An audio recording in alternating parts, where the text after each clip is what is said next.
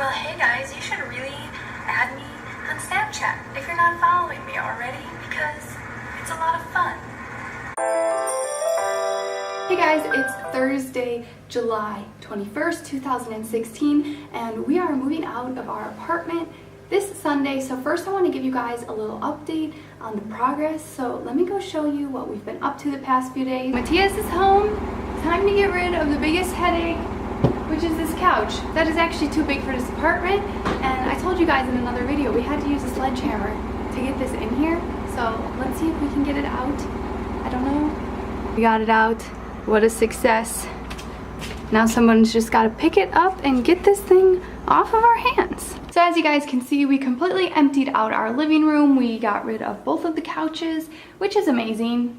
We also sold our little dining set with the 4 chairs. So we moved in our patio furniture, which is just this folding table. So that is our little office until we leave. So that means that there is not really anything left to move out. We just got to throw our stuff in the suitcases and we're ready to go. So yeah, the progress is coming along nicely. We are over the hump of like the stress when the apartment looks really full and overwhelming to get rid of everything. So it is super minimal now and we're really excited. So I got some questions in the comments about how we saved up money. Again, like people are really interested in this side of the whole story, which I think is awesome because I really think anybody can do this. So I wanted to answer specifically, somebody requested that I can tell some like crazy or outrageous ways that my husband and I managed to save up money over the past few years. So I want to say the top crazy ways that we saved up money. The first thing you can do is sell your stuff. And this is a great way to get started. Sell off as much as you can. Go around your house and question everything. Do I need it? Do I use it? Go in your garage, go in your basement, go in your closet. Question absolutely everything, and if you are not using it regularly, sell it. Like, sell everything. Just get rid of everything that you're not using, and it's a great way to start your savings account. Everything that you sell, put it in your savings account, and that's a great little like kickstart. Next thing that we did that some people would consider a little bit extreme is how we managed groceries. So we got very, very slim when it came to groceries. We were only buying for, I don't know, a year or a year and a half. We only bought insanely basic groceries. So this means we were basically eating buttered noodles or spaghetti every single night, and my husband took every single day to work a bagged lunch with a peanut butter sandwich and a bag of baby carrots and sometimes like an orange. And he seriously ate peanut butter sandwiches every day for I think 6 to 8 months for lunch before he was like, I can't do it anymore. So we made it pretty far. That is a long time to go because that only costs us literally like pennies a day for lunch instead of the average people that go out and spend, I don't know, $10, $12, $15 every single day on lunch. That way he could eat, he could get all the necessary proteins or whatever, and we didn't have to spend any money. So that's a little extreme for some people. We managed to do it for about a year and a half. Now we've had to move away from that because, let's be real, you can only do that for so long, but if you can do it, it's an amazing way to save money. Groceries is one of the places where we just cut back.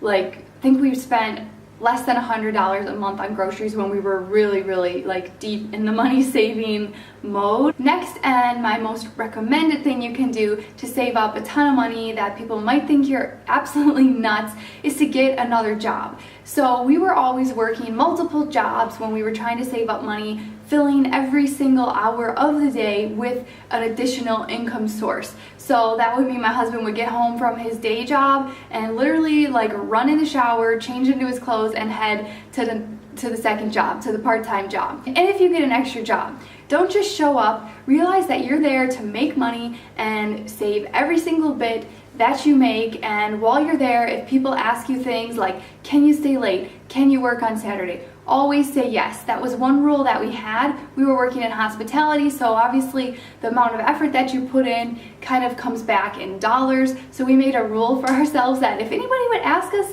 anything, we would say yes. Can you take the table? Yes. Can you stay late? Yes. Can you work on Christmas? Yes. Can you fill in the blank? We always said yes, anything to make more money, and we always saved all of it. And we did this for a very long, extended period of time. Everyone will think that you are nuts, but it's worth it. The next thing that my husband did particularly, that many people will think you are totally crazy for doing this, but if you want to save money, it is the way to go, and that comes to your education. So my husband was in college the first, 2 years we moved over here to the United States, and we did everything possible to save money on tuition and books. So that meant we sat down, we looked at all the classes that he needs to graduate, and we made the most aggressive plan possible that all of the school counselors and everybody on earth told us not to do it, that we can't do it, but he did it. So he planned out that he can take an insane amount of classes in one semester, and he did 2 years of school in 1 year, which saved us, that's $8,000 in savings right there. So if you're in school,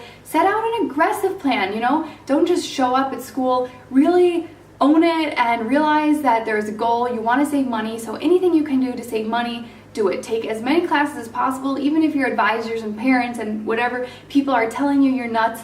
I think it really pays off. If you're motivated, it's totally possible. Another thing that I did that some people might consider a bit wacky is I completely stopped cutting and coloring my hair. You can see my hair. It's very long, and I did not start this because I like how it looks. I started doing this because I was sick of spending $100 on haircuts. So when I stopped cutting my hair, it just was a great way to save money, save time. I didn't have to go to get my hair cut anymore. I didn't have to go sit in a chair for a few hours and get my hair colored. I just completely let it grow, and I actually really like how it turned out. So that is a really easy way to save money. I also cut my husband's hair at home. One time it didn't work out so good, and that's okay. You learn from your mistakes and you don't do them again. So don't be worried about screwing it up because it's just hair. It grows back and you can save so much money, so it's worth it. Next thing that we did over the past 3 years in order to save up a ton of money was basically stop buying clothes. 100% we stopped buying new clothes, and we purely started shopping at Goodwill and thrift stores, buying things used, buying things at rummage sales if it's possible, and that was just a humongous way to save money because, let's be real, we all probably have enough clothes to cover the basic needs. If you're shopping for clothes, it's probably more out of boredom or things that you want or things that you have convinced yourself that you want. So I really encourage you to stop spending your money at the mall, stop spending your money on clothes, and even if you need it, like you got a job and they say you need black pants, you don't own black pants, go to Goodwill, try to go on half off day, try to go with a coupon. They have so much clothes in those stores. I guarantee you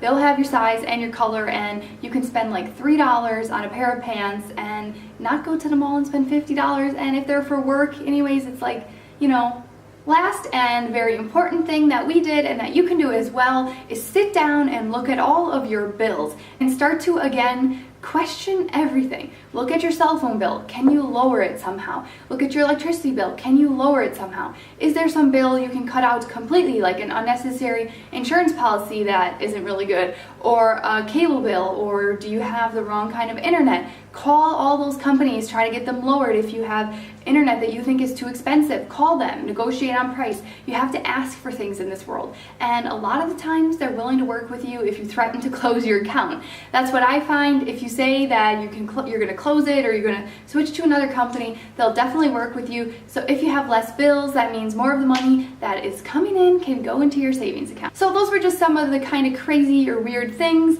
that we did over the past few years to save money. I really hope that you found some useful information in those tips. Thank you guys so very much for watching. I love you so much, and I'll see you very soon in the next video. Bye!